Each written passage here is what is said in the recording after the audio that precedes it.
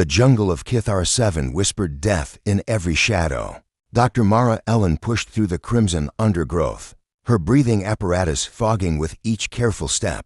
3 previous expeditions had vanished here without a trace, not even bone. Fragments remained to tell their story. The Vokrith saw to that. She found the matriarch in a clearing where ancient trees formed a natural cathedral.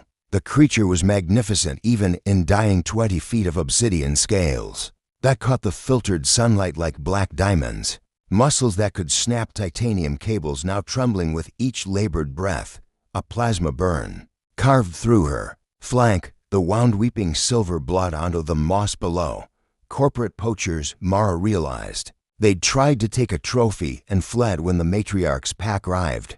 Every instinct screamed at Mara to run. The Vokrith were apex predators beyond classification, intelligent, ruthless, and utterly untamable. Their neural patterns defied study, their behavior unpredictable. This one could still kill her with a dying breath. Instead, Mara knelt beside the massive head.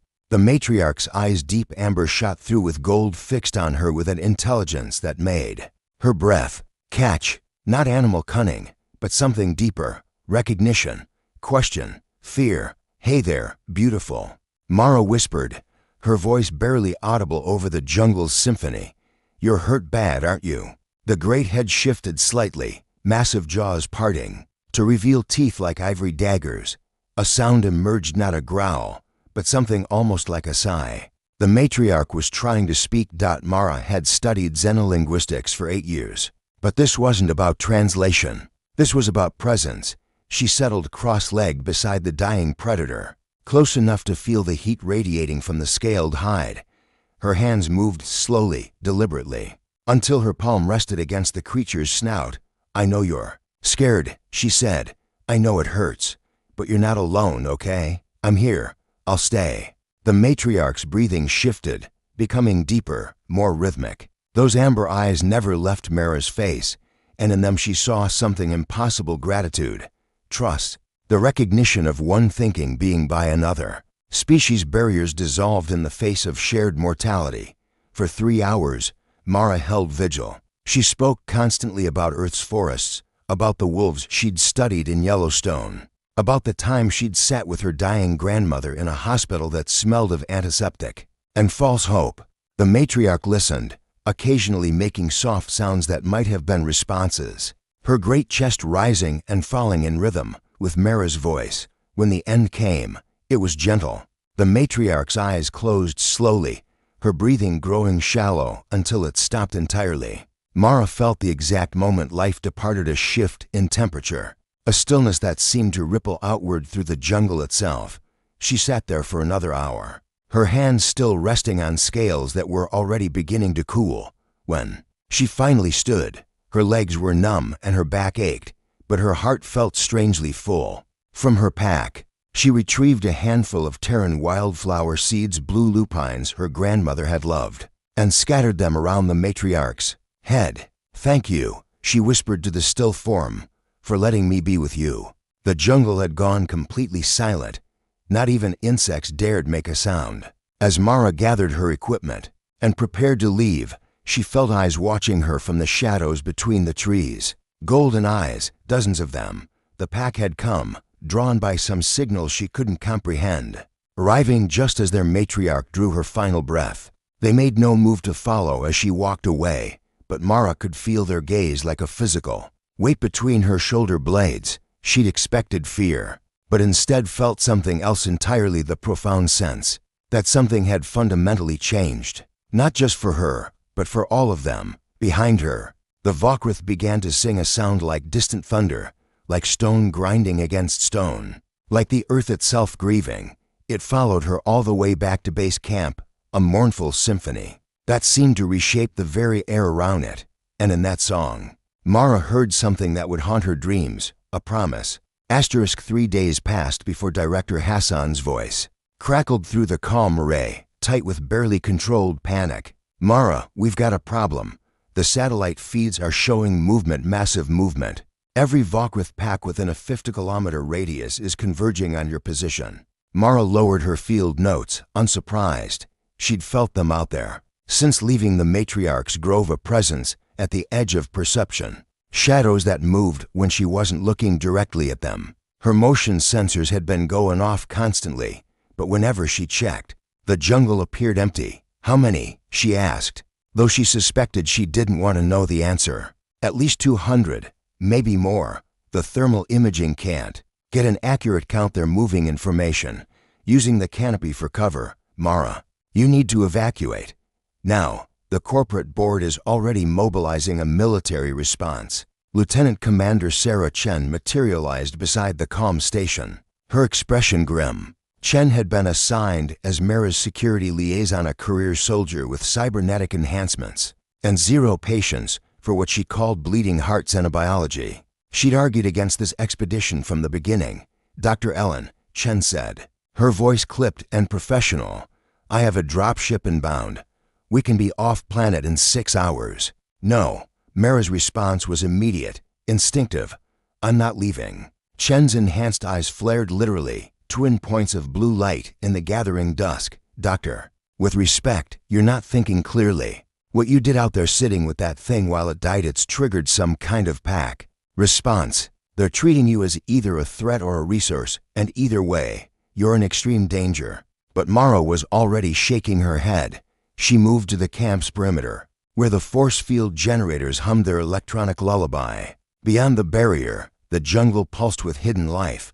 As she watched, a shadow detached itself from a massive tree trunk 50 meters away. A young Vokrith, perhaps 8 feet tall, its scales the deep blue-black of a midnight sky dot. It didn't approach the barrier. Instead, it settled onto its haunches and simply watched her, head tilted at an almost curious angle. They're not here to hurt me, Mara said softly. They're here to, I don't know, understand. Maybe, or to honor something. Dr. James Kessler, the expedition's ethologist, looked up from his tablet, where streams of behavioral data scrolled past in incomprehensible patterns. The electromagnetic signatures are unlike anything we've recorded. Their neural activity is synchronized not just within individual packs, but across the entire convergence. It's like they're thinking collectively. Chen's hand moved instinctively to her sidearm. Collective intelligence makes them more dangerous, not less, or more capable of complex reasoning, Mara countered. Look at the positioning. They're not surrounding us to attack, they're forming a perimeter. They're protecting something. Protecting what? Before Mara could answer, the jungle erupted in sound, not the hunting roars she'd heard in recordings, but something else entirely. A rhythmic percussion that seemed to come from everywhere at once, as if the trees themselves were drumming. The young Vokrith watching her threw back its head and joined the chorus, its voice a perfect harmony to the greater symphony. Kessler's eyes widened as his equipment registered the acoustic patterns. It's structured, mathematical. This isn't random noise, it's communication. Organized, purposeful communication. The drumming continued for 20 minutes, rising and falling in complex waves. When it finally faded, the silence that followed felt pregnant with meaning. The young Vokrith rose to its feet, offered what could only be described as a bow, and melted back into the shadows. Chen's comm unit buzzed with an incoming priority signal. She listened for a moment, her expression growing darker. When she disconnected, her gaze found Mara's with military directness. Corporate fleet just entered the system, 3 destroyers and a science vessel. They want to study your connection with the Vokrith. They're particularly interested in potential military applications. Mara felt something cold settle in her stomach. They want to weaponize them. The Vokrith are perfect soldiers, Chen admitted. Intelligent, physically superior, already organized into pack structures. If they can be controlled, a new sound emerged from the jungle, lower, more ominous. Not drums this time, but something like a growl stretched across miles of forest, as if the planet itself was expressing displeasure. The young Vokrith reappeared at the tree line, no longer alone. A dozen others flanked it, all watching the sky where running lights marked the approach of corporate shuttles. Mara understood with crystal clarity what was about to happen. The Vokrith had gathered not just to honor their matriarch's final companion, but to protect her from those who would exploit that bond. And when apex predators chose to love, their wrath became something beyond imagination. Call them off, she whispered to Chen. Call the fleet off, or everyone up there is going to die. Asterisk. The corporate expedition arrived like locusts, 3 shuttles disgorging mercenaries, xenobiologists, and neural interface specialists onto the makeshift landing pad they'd carved from living jungle. Director Marcus Vane emerged from the lead craft, his augmented physique and predatory smile marking him as one of Hegemony Corporation's most ruthless SS acquisition specialists. Dr. Ellen, he called out, spreading his arms in a gesture of false warmth, the woman of the hour. Do you realize what you've accomplished? First contact with a species that could revolutionize warfare, exploration. Terraforming the applications are limitless. Mara stood at the edge of her camp's force field, acutely aware of the golden eyes watching from every shadow. The Vokrith had been utterly silent since the shuttles landed, but their presence pressed against her consciousness like gathering thunder. Shen flanked her, weapon drawn but not yet aimed, clearly torn between duty and growing unease. They're not weapons, Mara said quietly. They're thinking beings with their own culture, their own social structures. What I shared with the matriarch that was sacred to them. Vane's laugh was harsh, synthetic. His throat had been replaced with a vocalizer after a mining accident had crushed his larynx, and the sound carried an electronic undertone that made it inhuman. Sacred, Doctor, these are animals, highly sophisticated ones, granted, but animals nonetheless. And you've proven they can be tamed. Dr. Elena Vasquez emerged from the second shuttle, neural crown gleaming against her shaved skull. As Hegemony's chief behaviorist, she specialized in breaking the will of intelligent species, a skill that had made her wealthy and soulless in equal measure. Behind her came a squad of mercenaries carrying neural inhibitor arrays and containment fields. The plan is simple, Vasquez explained, activating a holographic display that showed the jungle's topography marked with red dots. Vokrith positions. We isolate several specimens using targeted pheromone disruptors, then establish neural bridges. Once we understand their command structure, we can replicate your bonding process artificially. No, Mara's voice cut through the humid air like a blade. I won't help you turn them into slaves. Vane's smile never wavered, but his eyes grew cold. Doctor, you seem to misunderstand your position. This discovery belongs to Hegemony Corporation under the Colonial Exploitation Charter. You're an employee, not a partner. Your cooperation isn't requested, it's required. The jungle around them had gone completely silent. Even the insects had stopped their endless chatter, leaving only the hum of equipment and the distant rumble of shuttle engines. Mara felt the Vokrith moving in the darkness, repositioning themselves with fluid grace. Shen stepped forward, her augmented reflexes putting her between Mara and the mercenaries. Director Vane, I strongly advise against this course of action. The Vokrith behavioral patterns suggest. Her words were cut off by a sound that seemed to come from everywhere at once, a low, thrumming note that made the ground vibrate beneath their feet. Every piece of electronic equipment in the clearing began to malfunction, displays flickering as electromagnetic interference peaked beyond all reasonable levels. The first Vokrith emerged from the tree line like flowing shadow given form. Then, another and another. Within seconds, the clearing was surrounded by a circle of predators, each one perfectly still, perfectly silent, perfectly focused on the corporate team. Their scales reflected the shuttle lights like black mirrors, creating the illusion of movement even in absolute stillness. Vasquez raised her neural crown, attempting to establish contact, but the device sparked and died as soon as she activated it. Impossible, she breathed. They're generating some kind of interference field. The largest of the Vokrith, a patriarch whose scars spoke of countless battles, stepped forward. Its gaze swept over the corporate team with unmistakable intelligence, cataloging threats, assessing capabilities. When those golden eyes found Mara, they held for a long moment before the creature offered a slight nod. Then it spoke, not in words, but in the same rhythmic percussion they'd heard before, complex, layered, unmistakably linguistic. Other Vokrith took up the call, creating a symphony of communication that resonated in harmonies no human throat could produce. Dr. Kessler, still at his monitoring station, stared at his readings in amazement. They're not just communicating, they're debating. There are at least 12 distinct vocal signatures, each one responding to specific acoustic patterns from the others. It's a council. They're holding a council. The discussion continued for several minutes, with different Vokrith offering what could only be opinions or arguments. Finally, the patriarch stepped forward again, this time addressing Vane directly. Its voice dropped to a register that felt more than heard, a sound like tectonic plates shifting.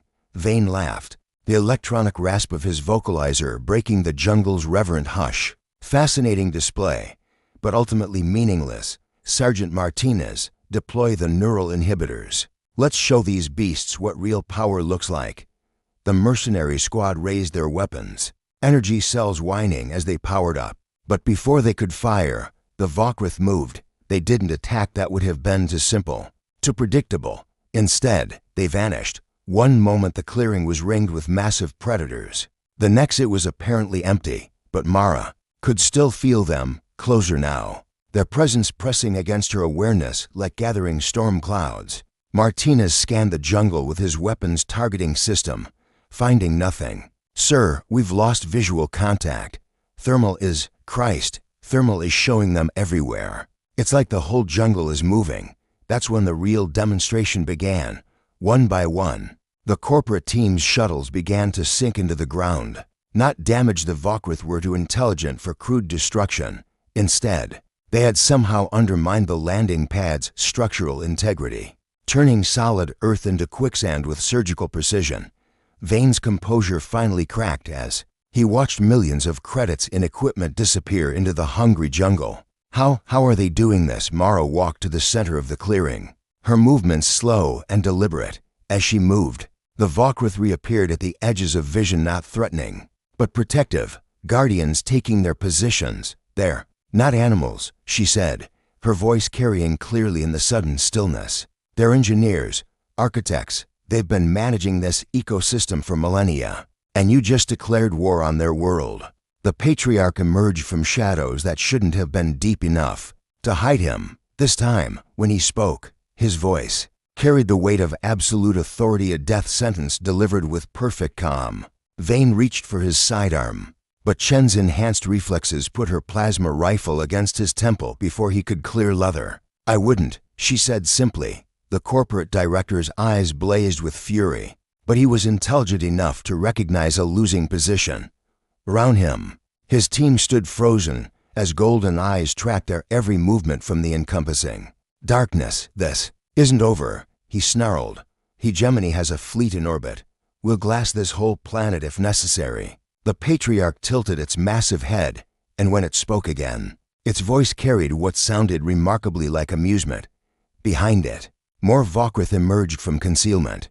Not the dozen they'd seen before, but hundreds. Their scales created a shifting sea of darkness that stretched beyond the clearing's lights. Mara understood the message with perfect clarity. The Vokrith weren't just protecting her, they were protecting their world. And they'd been preparing for this moment since the first corporate scout had entered their system. The apex predators had chosen their side. Now the question was whether humanity would be wise enough to choose peace, or foolish enough to test the wrath of an entire planet.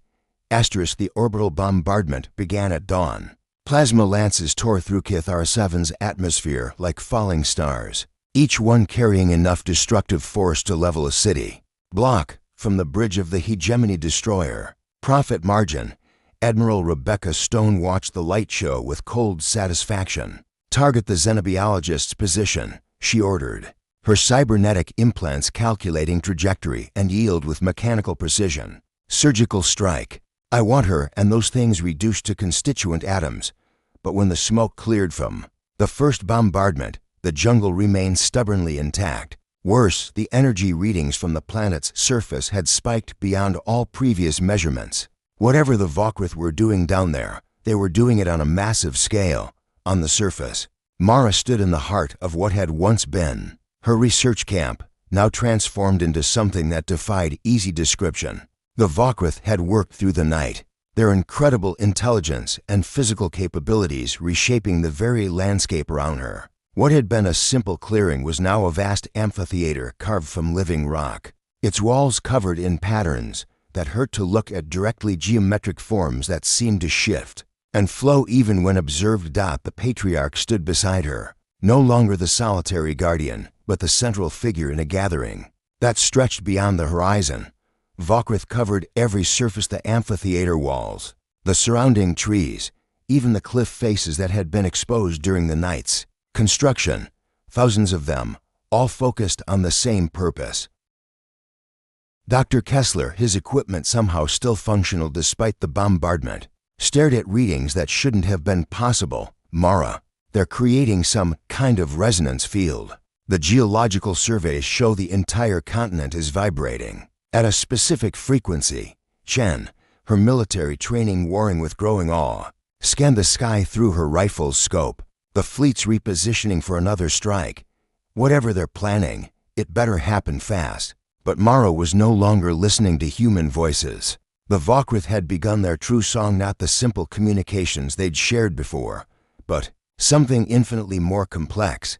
Harmonies within harmonies, rhythms that seemed to tap directly into the planet's heartbeat. As the music grew, the very air began to shimmer with visible energy.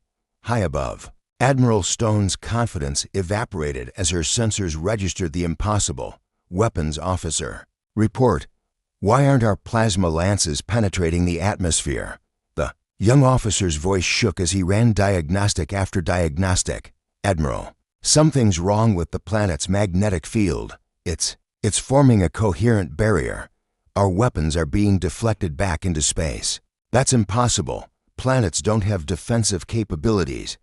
But even as she spoke, Stone could see the evidence on her screens. Kithar 7's entire electromagnetic field had somehow been reorganized, transformed from a natural phenomenon into something that resembled a gigantic deflector shield. The energy readings suggested coordination on a scale that dwarfed even the most advanced terraforming projects.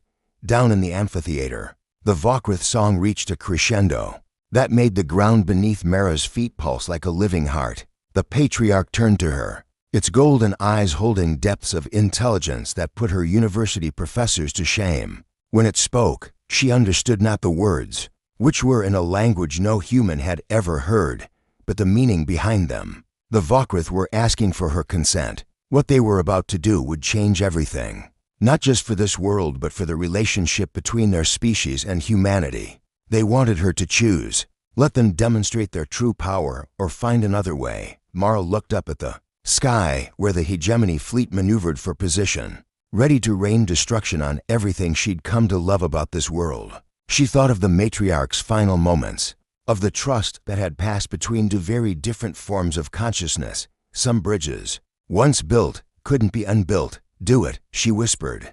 The patriarch nodded once, then threw back its head and roared. But this wasn't the hunting cry she'd heard in recordings. This was something primal, something that spoke to forces older than civilization itself. Every Vokrith in the amphitheater took up the call, their voices weaving together into a sound that seemed to shake the very foundations of reality. Above them, space itself began to change. Admiral Stone watched in growing horror as her fleet's sensors registered gravitational anomalies. Throughout the system, the asteroid belt was moving, its component rocks shifting from their ancient orbits with impossible coordination. Debris that had drifted in space for millions of years suddenly developed purpose, direction, velocity. It's not possible, she breathed, but the evidence was undeniable. The Vokrith hadn't just influenced their planet's magnetic field. They had somehow extended their reach beyond atmosphere, manipulating gravitational forces across astronomical distances. The first asteroid struck the Prophet Margin's sister ship with surgical precision, punching through shields and armor as if they were tissue paper. The destroyer market share died in a bloom of nuclear fire, its crew never understanding what had killed them. Dr. Elena Vasquez, still trapped in the amphitheater with the corporate team, stared at her instruments in disbelief.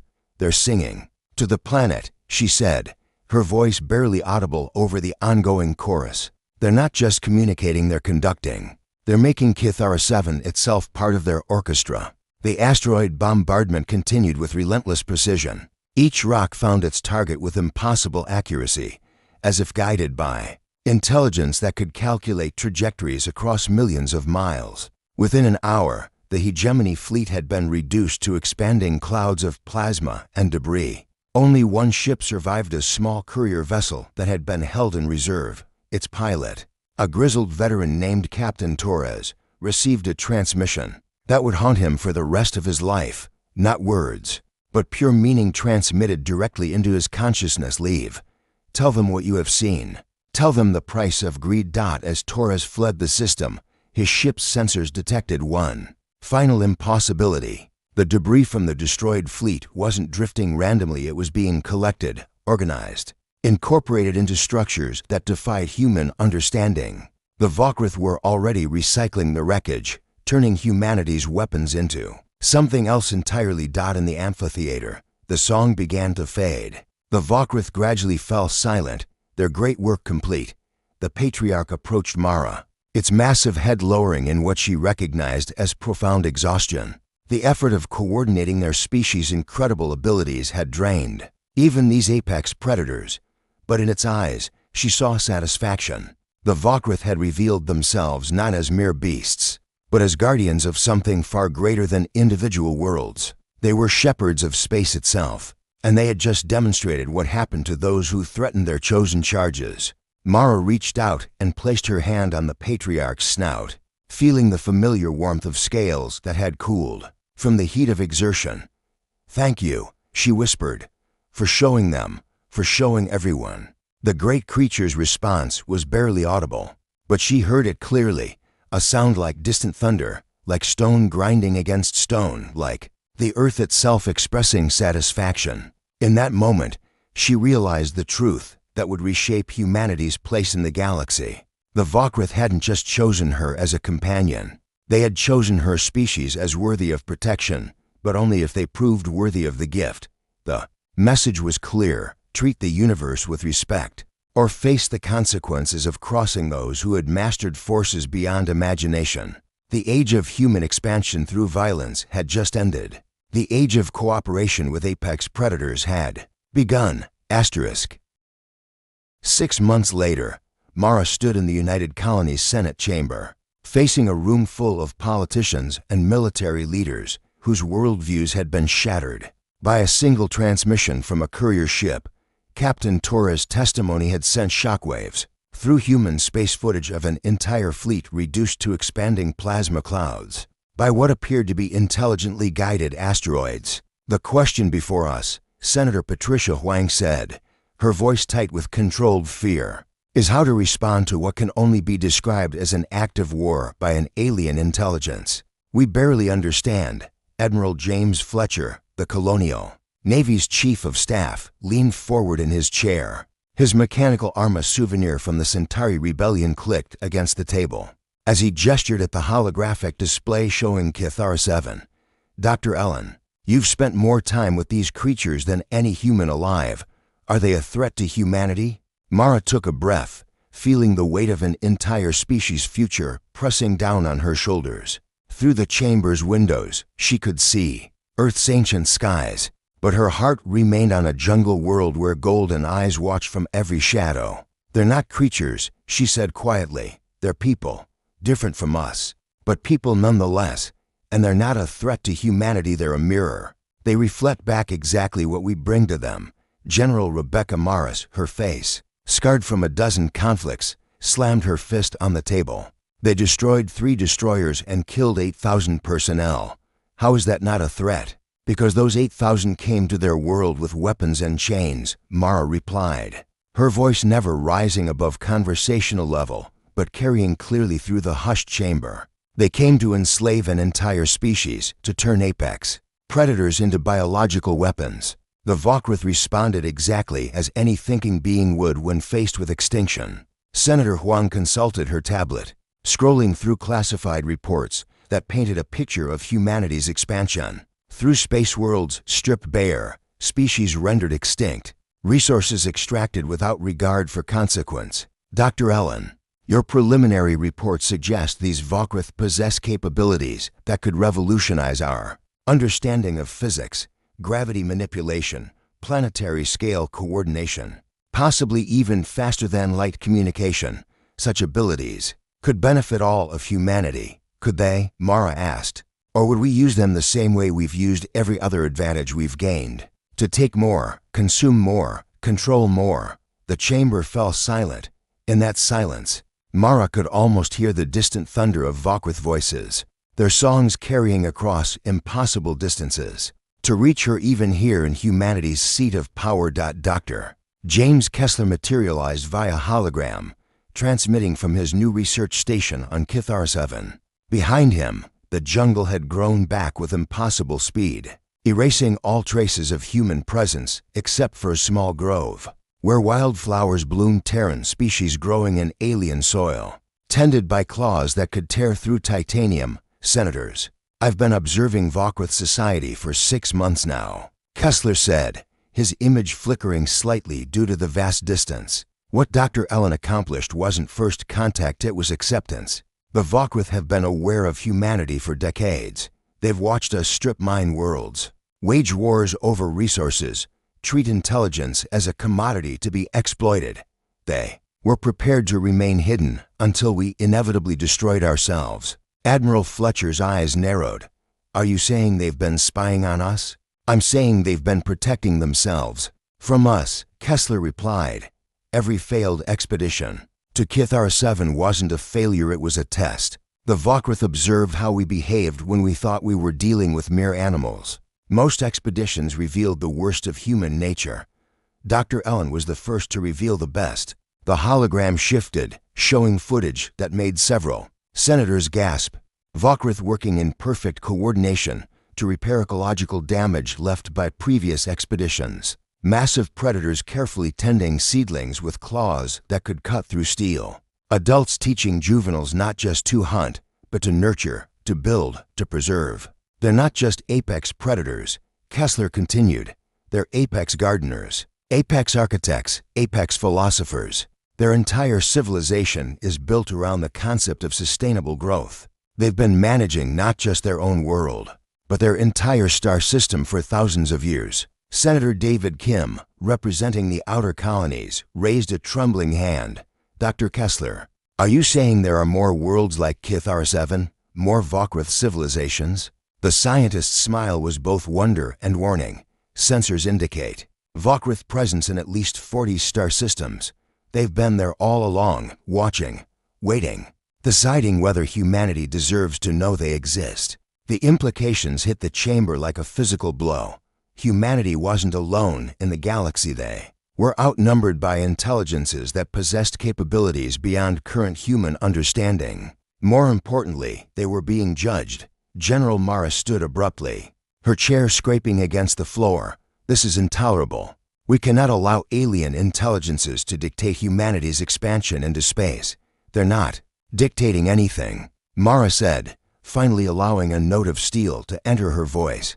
They're offering us a choice. Learn to coexist or face the consequences of our aggression. Admiral Fletcher studied the tactical displays with a professional soldier's eye. What would coexistence look like, practically speaking, before Mara could answer? A new voice filled the chamber, not human, but unmistakably intelligent. The translation came through speakers, but everyone could hear the underlying harmonics that no human throat could produce. We speak through the one who showed kindness to our matriarch. We offer covenant, not conquest. Share knowledge, not domination. Tend worlds, not strip them. Honor intelligence wherever found. The silence that followed was deafening. Humanity had just received its first direct communication from a galactic intelligence, and it had come with conditions. Senator Huang found her voice first. What if we refuse? The Vokwith voice carried what might have been sadness. Then you remain alone in the darkness. You have chosen. The stars are vast. There is room for both light and shadow. Mara stepped forward, her decision crystallizing with perfect clarity. I volunteer to serve as liaison, to help both species understand each other. Dr. Ellen, Admiral Fletcher said carefully, you're talking about permanent exile from human space. These aliens may seem benevolent now, but they're not aliens. Mara interrupted. Not anymore. They're family, and family looks out for each other. The chamber erupted in debate. voices raised in fear, anger, and desperate hope. But through it all, Mara could hear the distant thunder of Vokwath's song.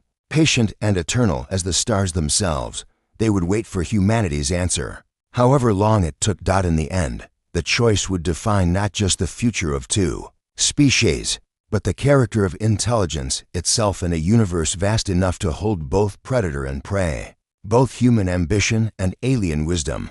The age of expansion through violence was ending. The age of growth through understanding had begun, and in a jungle on a distant world, flowers bloomed where a matriarch had died, tended by claws that had learned the meaning of gentleness.